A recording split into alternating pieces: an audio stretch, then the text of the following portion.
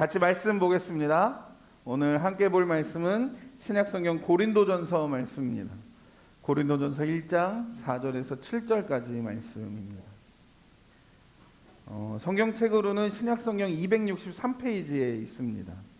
고린도전서 1장 4절에서 7절까지. 네. 짝수절은 제가, 홀수절은 여러분이 번갈아 가면서 함께 읽겠습니다. 제가 먼저 읽을게요.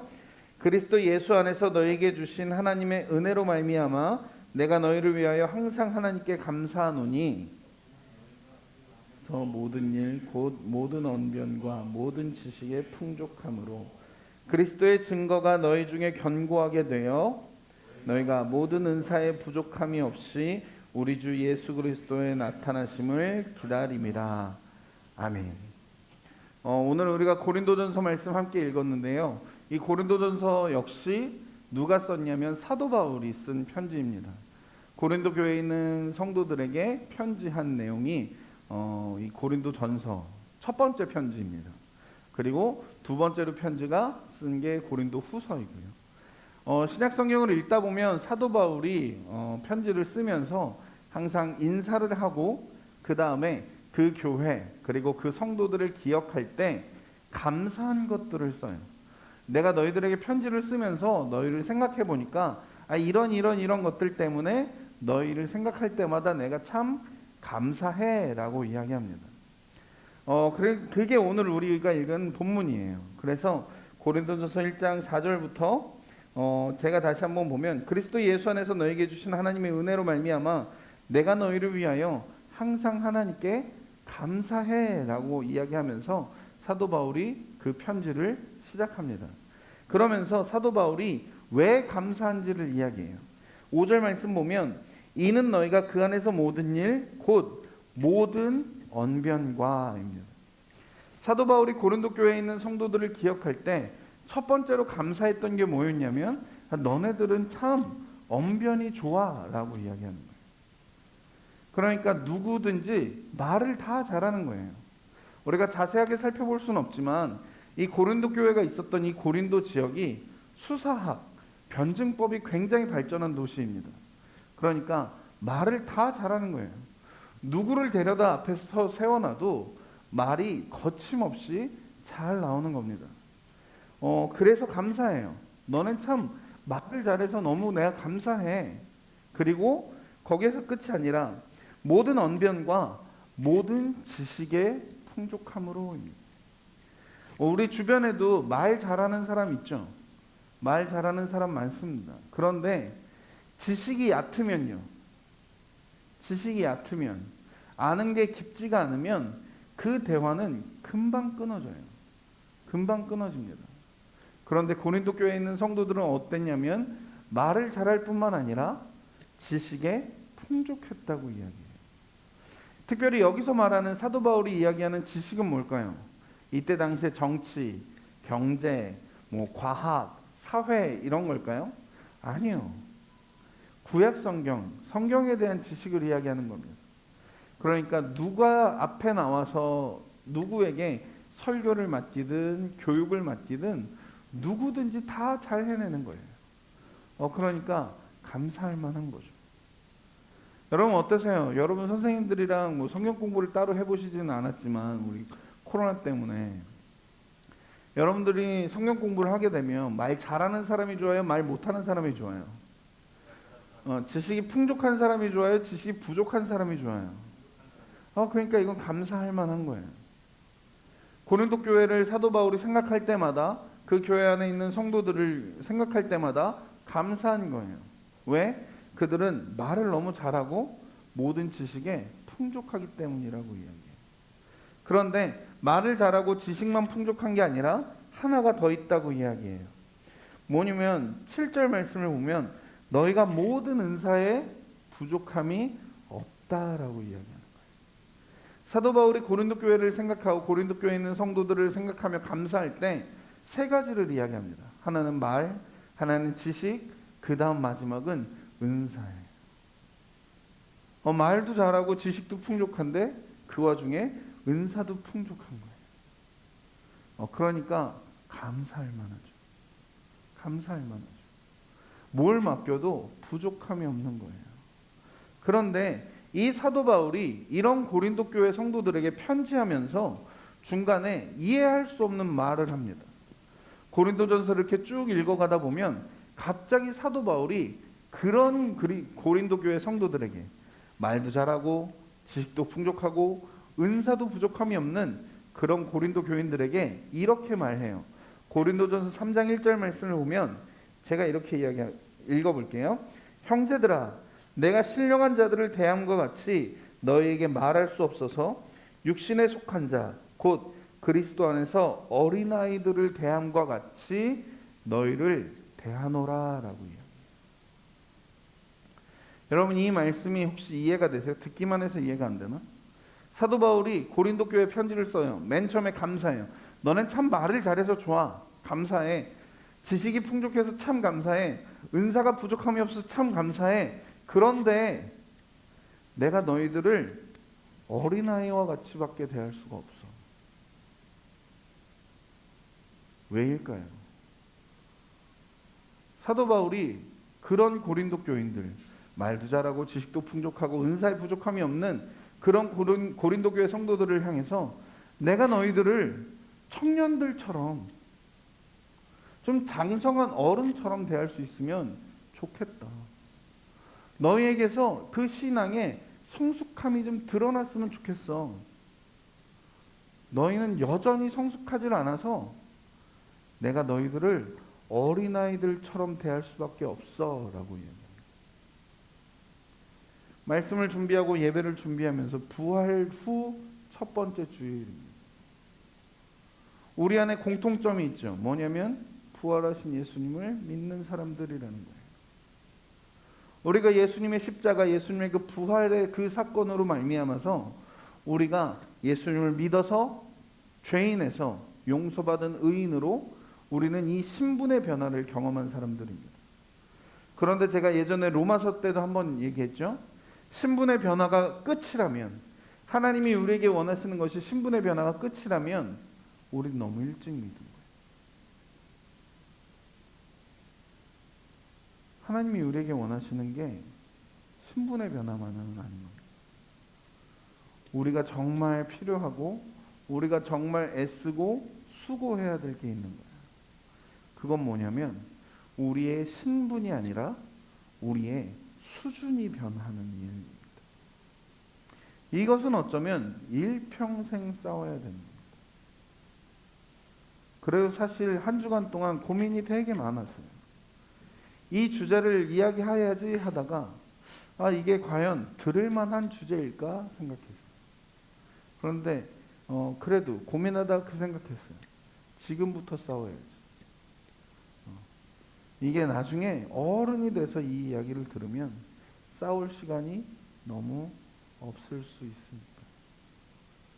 그래서 오늘은 이 그리스도인의 삶, 이제 예수님을 믿고 하나님을 알고 그 믿음을 어떻게 우리가 더욱더 성장시키고 성숙시켜 나갈 수 있을지 그 이야기 하려고 합니다.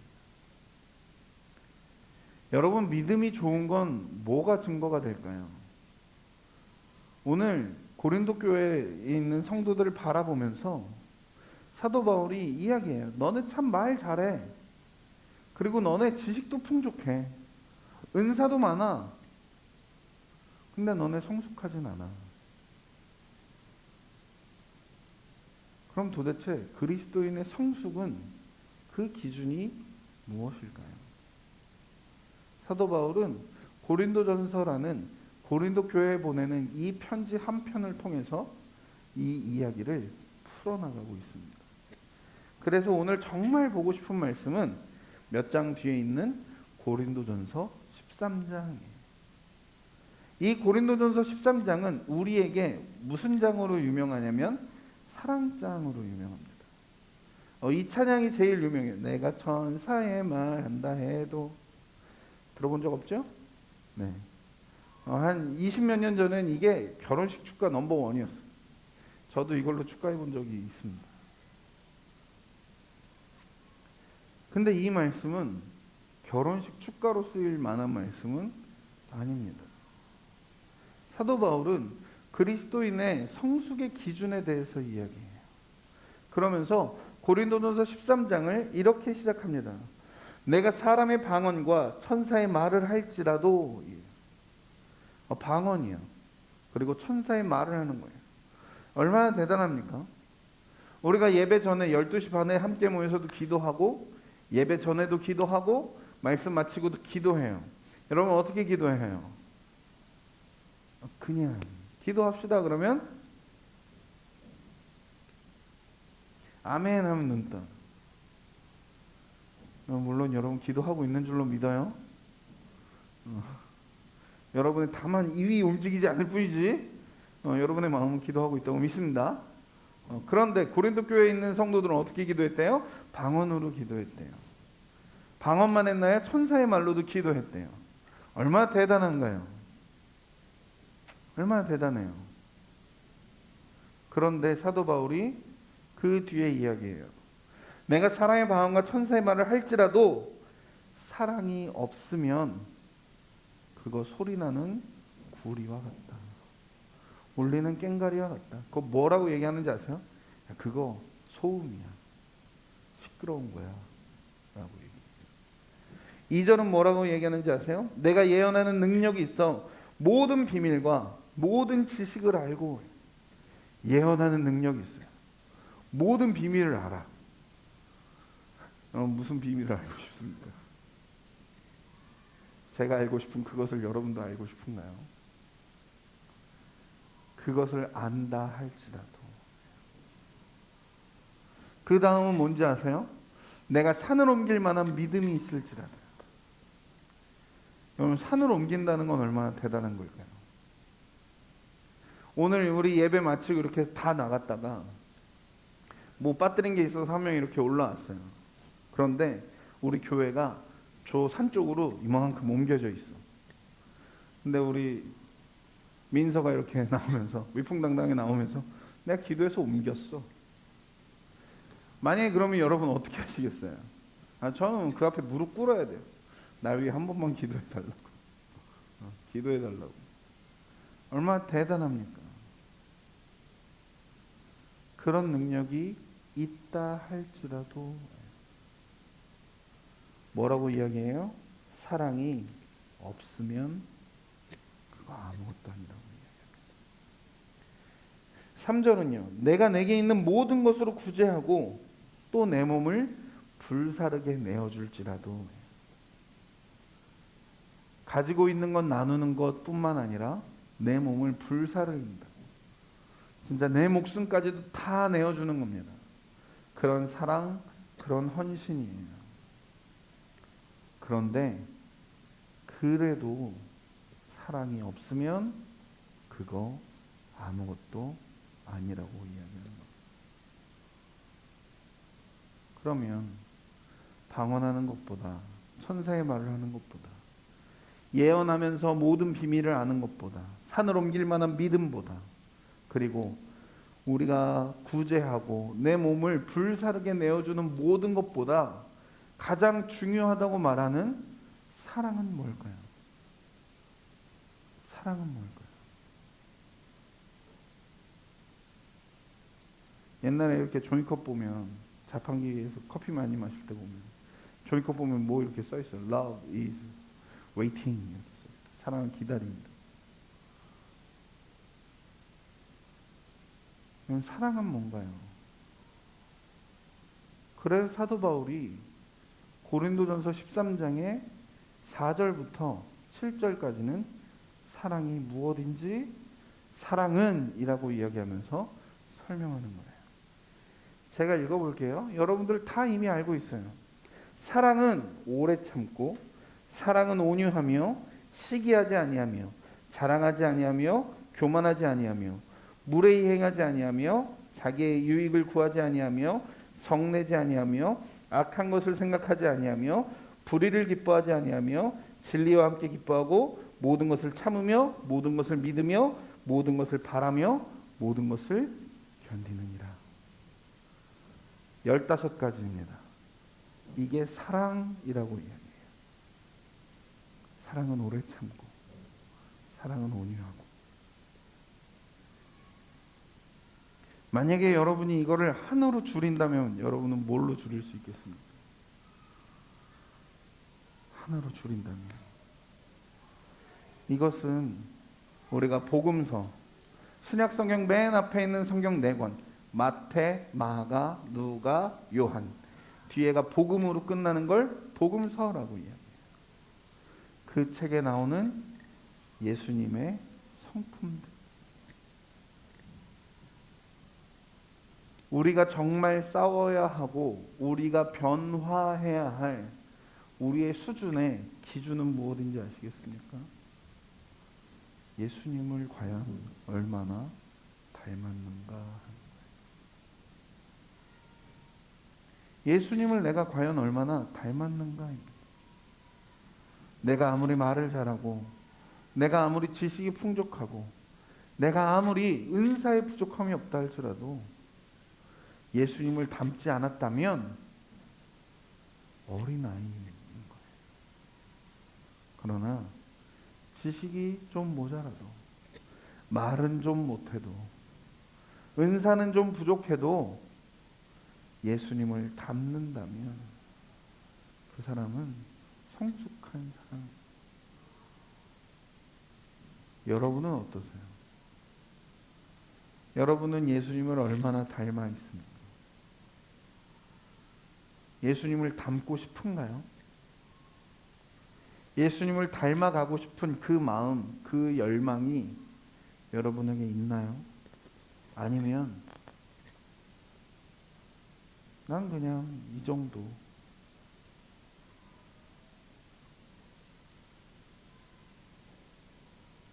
지금이 난 딱 좋은 것 같은데.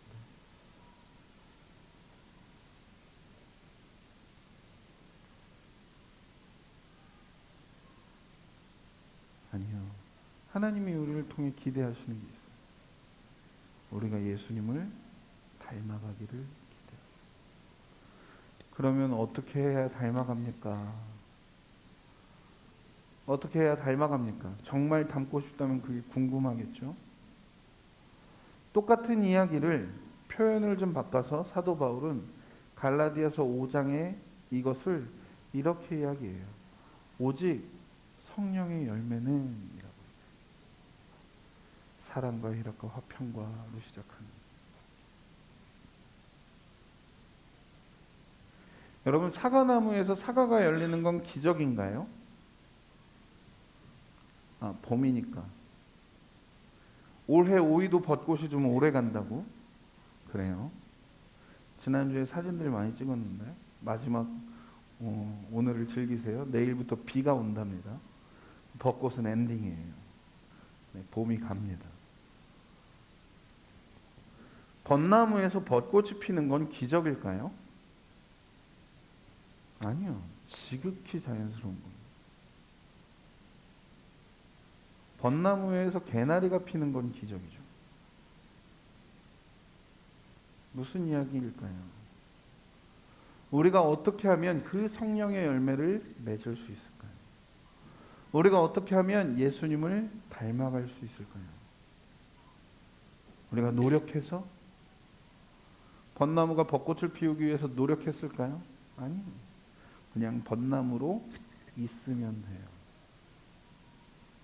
개나리로 있으면 돼요. 그러면 봄이 오면 벚꽃이 피고 개나리가 필 겁니다. 우리는 어떻게 하면 성령의 열매가 우리의 삶에 맺어질 수 있겠습니까?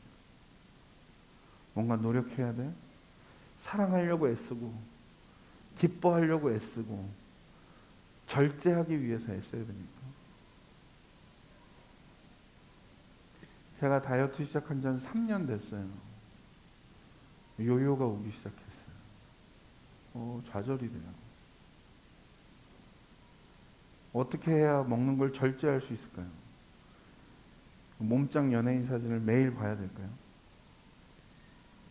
그렇게 해서 오는 절제가 아닌 거예요. 절제는 성령의 열매입니다. 성령이 우리 안에 오시면 자연스럽게 맺어지는 게 성령의 열매입니다. 예수님이 처음으로 기적을 일으키신 사건이 있어요. 뭐죠? 가나의 혼인잔치. 물이 변해서 포도주가 되는 사건입니다. 근데 예수님이 갑자기 거기 등장하셨나요? 포도주가 떨어졌을 때, 포도주가 떨어지자 예수님이 이렇게 문을 열고 들어오셨죠.